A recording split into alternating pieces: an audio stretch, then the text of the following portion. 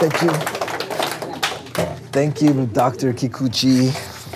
Okay, I'd like to welcome everyone here tonight. Some new faces for spending time out of your busy schedules. You can go ahead and pass those out, okay? Tonight we got some notes coming around, and everyone has pens because we're gonna fill in some blanks tonight, because if you can follow along and fill in the blanks like that, you'll remember it more, okay? While the notes are getting handed out, I just wanted to tell you that tonight you will learn why the healthiest people on the planet are under regular chiropractic care. First, before we get into the notes, I just want to test your knowledge of health. Okay, so I have a question. See how much you guys know about health. Okay, so I went out last night and I had too much pizza and too much beer or whatever. And this morning I woke up and I have a stomachache. And I asked my wife for the thing that goes plop, plop, fizz, fizz. What is that? Oh, water relief. What is Alka-Seltzer? Okay, you guys know that? Okay, Alka-Seltzer. Okay, how about, she says, I don't have that. How about the pink stuff, honey? Oh, you guys are bad. You guys all know that. Okay, this is a tricky one because you kind of have to be a doctor in order to know this. But if I have a headache, how many aspirin should I take and call the doctor in the morning? How many? Okay, none is good. But how many are we taught to take? 2. Okay, not 1, right? Not 4, right? Everyone just knows 2, okay? So all of you have failed the health test, okay? Because you all know Alka-Seltzer, Pepto-Bismol, and 2 aspirin in the morning without even thinking about it, okay? And I'll tell you, a lot of that comes from the television shows that come into your home, and they teach us how to take care of ourselves, okay? When I was little, my mom used to give us these little orange pills called St. Joseph's aspirins for kids. And we used to eat those like all the time, okay? Because the way my mom and dad grew up in their generation was, you're well unless you have some kind of a pain. If you have some kind of a pain, then you need to take something, you need to put something into your body in order to make it better. Well, I want you to know that all the healing that you need come from inside, okay? You don't need to take something from the cabinet. All the healing is inside. Tonight, we're gonna learn how. We're gonna talk about the 4 necessities of life and how you can tap into each one of these 4. 3 of them I think you're gonna already know, but 1 of them I think is gonna be a surprise. But after tonight, you're gonna learn how to get even healthier, okay? So let's look at your notes. First of all, there's 2 philosophies of health today. Number 1 is to correct the symptom, and that is reactive to your health. So write the word reactive right there. Or the second way is to correct the problem, which is called being proactive with your health, okay? Proactive.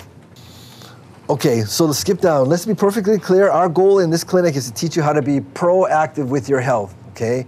If you always wait until there's a problem to come and see the doctor, then you're being reactive. Because most people in our community, really, they wait until there's a problem and then they're just waiting for the prescription, okay? When you go and see your doctor, he will do this. He'll write you a prescription. And if that doesn't work, he's gonna do what? Write you a stronger prescription. And if that doesn't work, he might send you to PT or surgery. Okay, we want to try to avoid surgery as much as possible and taking as much medication as possible. So there are 4 necessities of life: food, water, air, and nerve supply. Okay, so the first 3 you probably already guessed, and we'll talk about all 4 of these at length. First of all, food. We can live 1 month without food. We're not going to be happy, but we're going to live a month without food, okay? Water. We can live 1 week without water. Air. We can live 1 hour without air, okay? Nerve supply. How long can you live without nerve supply? Not even 1 second. Okay, so let's start with number 1. The one that you can live the longest without is food. We call this power meals. I want you to remember for a second how you felt at your last Thanksgiving dinner. Okay, so write that right down there. Thanksgiving dinner. Okay. Remember how you felt at the last Thanksgiving dinner? At my house, Thanksgiving dinner has ham, turkey, gravy, stuffing, mashed potato, rice. I don't know, not Spam, no. We have 2 or 3 different kind of pies. We have a lot of dessert. We have a full spread. And growing up in my house looked like this. We all go for the first time. Everyone piles their plate. We go sit down. We eat. We sit down on the couch, watch football with my dad, fall asleep because we're in a food coma. And then we get up, eat dessert, and watch TV again, okay? There's something that happens when you eat really large portions of meals, like at a buffet or at Thanksgiving dinner. All the energy is drained out of you because all of your body's energy has to do what? Metabolize and break down all that food, okay? Okay, so the key to eating a power meal is keeping the portions what? Okay, small and what? More what? More often or more frequent. Perfect. You guys are right on. Okay? It takes your brain 20 minutes to register a full stomach. Have you guys ever been to a buffet where you're starving and the first couple of minutes that you're at the buffet, you're eating everything and then you just hit this wall? That wall is when the brain actually registers how much food is in your stomach. So you have 20 minutes to get your money's worth, all you Chinese people out there, okay? Get your money's worth. 20 minutes and then your brain says, that's it, okay? So if you want to be more conscious of your food portions, what you really got to do is eat slower for the first 20 minutes because then by then your brain will say, you know what, I have enough food and you don't need to overeat, okay? So overeating is bad. Overeating is like filling gas in your tank until it spills onto your shoes. Okay, so slow down and stop eating before you're full. That's a really huge weight loss trick, is if you can eat and stop eating right before you feel like you can eat the last 3 or 4 bites, but you stop, you're gonna lose weight, guarantee. Just stop eating before you're really full. Most of our parents, though, taught us to eat everything on our plates, but I want to give you permission tonight to waste a little bit, okay? So start out by just taking less. A couple of things I want to say about eating better. I want to just recommend for all of us that we eat less fried foods in general, okay? Less fried foods and eat more fiber. When you walk into the supermarket, I want you to stay on the outside of the store, okay? I want you to walk on the outside because what's down this side on the outside? The vegetables, the meat, the fruits, okay? What's down the aisles?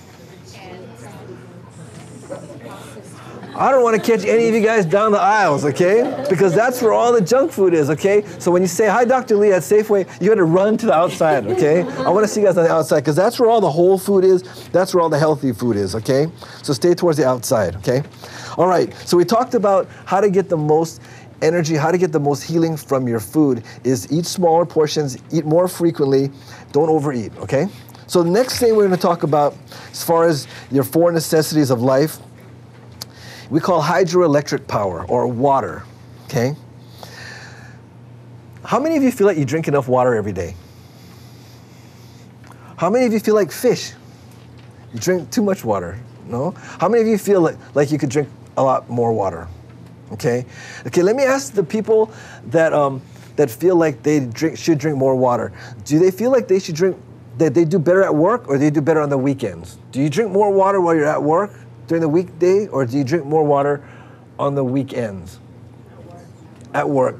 I think a lot of us at work have a better diet and we drink more water regularly. What happens on the weekend, at least at my house, is we're home more often. There's more food. We're there. We see it. We eat it. Okay. So one key is start by not filling up your house with so much junks. Okay, because if it's there, it's in your mouth.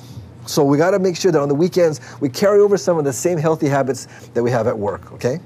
Okay, start from the top. The first blank is water. Water to your body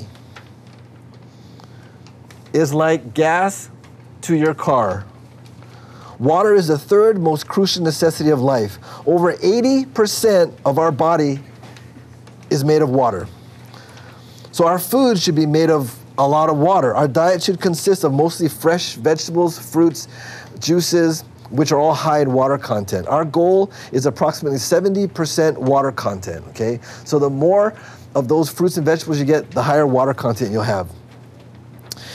In order for your immune system to work at 100%, which is really critical, those two blanks, I want you to put lymphatic system. Your lymphatic system, which is the system that brings all the waste products out of your body, must eliminate waste products from every cell and tissue in your body. That last blank right there is dehydration.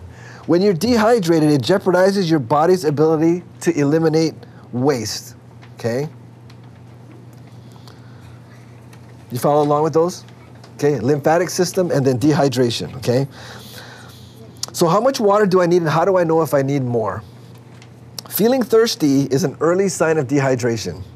Some of the first signs of chronic dehydration are 1, fatigue, so you're tired. If anybody has that problem where they feel tired, try hydration first, okay?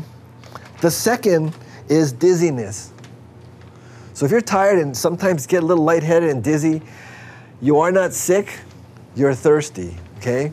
One key note I want to point out right here is as we get older, we don't realize it, but we lose the sensation of thirst, which means our body doesn't remind us like when we were younger that, hey, you're thirsty, drink something. So as you get older, you need to really be conscious and put it into your daily schedule. I don't want you to drink a liter at a time, okay? I want you to water yourself throughout the day. So you should drink some water, you know, a couple gulps, a half a glass, like every hour, hour and a half, okay? We'll talk about that at the end. But please don't wait until you're thirsty to drink because that's too late, okay? So just plan it out. Okay, so that's the second. We talked about food and we talked about water. The third we call power breathing. Air is the second most crucial necessity of life, okay? Deep abdominal breathing is imperative in order to stimulate the immune system and bring vital oxygen to your cells. Most people will breathe really shallow through their mouth. Watch this.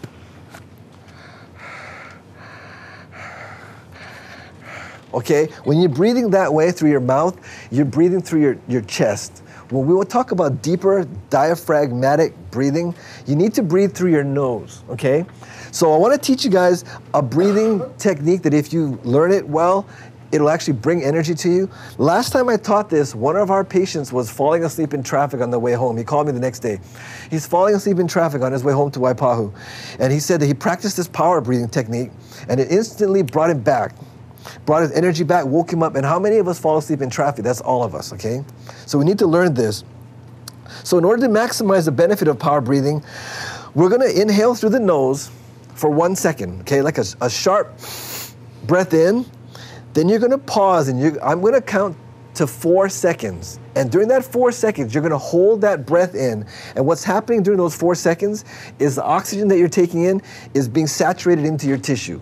When you breathe really short through your mouth, you're not allowing oxygen to saturate into your body. So you're getting actually less air, even though you're breathing faster, okay? So you're gonna hold that breath for 4 seconds, and then you're gonna blow it out through your mouth forcefully, like you're blowing a balloon, okay? So it's not, okay? It's, okay? So you're gonna blow in 1, and you're gonna hold for 4 seconds, and then you're gonna blow it out through your mouth. So we're gonna do 3 repetitions of this. So everybody put your feet on the floor and sit up, okay? And I want the back of the hair in the front row to be moving, okay, when you're blowing air out, okay? Okay, just kidding, okay. Okay, so we're gonna do 3 times, okay? Ready? Everyone take your first breath in. Ready? Go. Hold. 1, 2, 3, 4. Out. Stop. In. Hold. 1, 2, 3, 4. Out. Stop. Last one. In through your nose. Hold it. 1, 2, 3, 4. Out.